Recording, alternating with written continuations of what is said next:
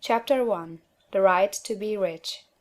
Whatever may be said in praise of poverty, the fact remains that it is not possible to live a really complete or successful life unless one is rich. No man can rise to his greatest possible height in talent or soul development unless he has plenty of money, for to unfold the soul and to develop talent he must have many things to use, and he cannot have these things unless he has money to buy them with. A man develops in mind, soul, and body by making use of things, and society is so organized that man must have money in order to become the possessor of things. Therefore, the basis of all advancement for man must be the science of getting rich. The object of all life is development, and everything that lives has an inalienable right to all the development it is capable of attaining. Man's right to life means his right to have the free and unrestricted use of all the things which may be necessary to his fullest mental, spiritual, and physical unfoldment, or, in other words, his right to be rich. In this book, I shall not speak of riches in a figurative way. To be really rich does not mean to be satisfied or contented with a little. No man ought to be satisfied with a little if he is capable of using and enjoying more. The purpose of nature is the advancement and unfoldment of life, and every man should have all that can contribute to the power, elegance, beauty, and richness of life. To be content with less is sinful.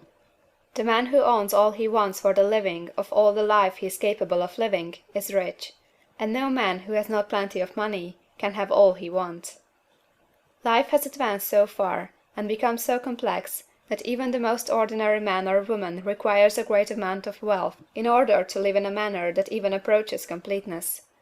Every person naturally wants to become all that they are capable of becoming. This desire to realize innate possibilities is inherent in human nature. We cannot help wanting to be all that we can be. Success in life is becoming what you want to be.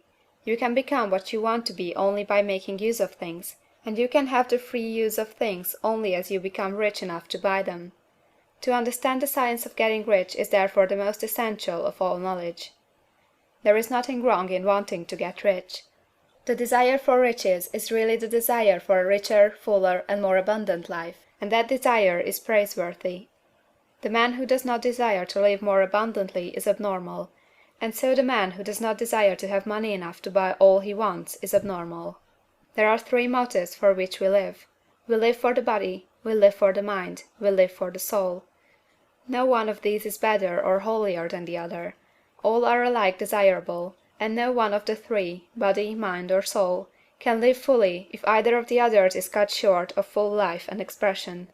It is not right or noble to live only for the soul and deny mind or body, and it is wrong to live for the intellect and deny body or soul.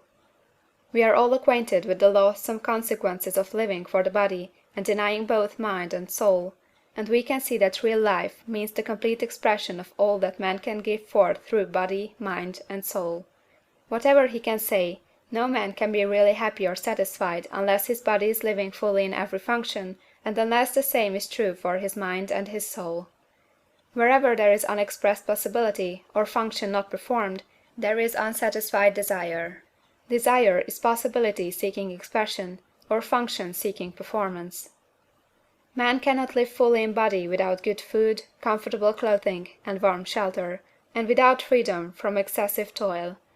Rest and recreation are also necessary for his physical life. He cannot live fully in mind without books and time to study them, without opportunity to travel and observation, or without intellectual companionship. To live fully in mind he must have intellectual recreations, and must surround himself with all the objects of art and beauty he is capable of using and appreciating. To live fully in soul, man must have love, and love is denied expression by poverty.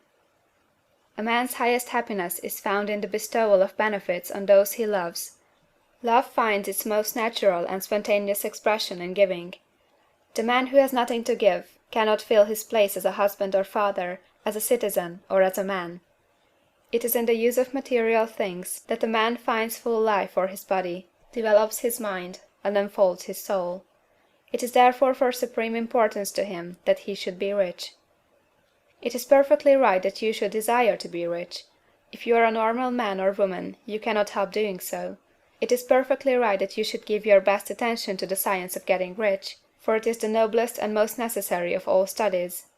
If you neglect this study, you are derelict in your duty to yourself, to God and humanity; for you can render to God and humanity no greater service than to make the most of yourself.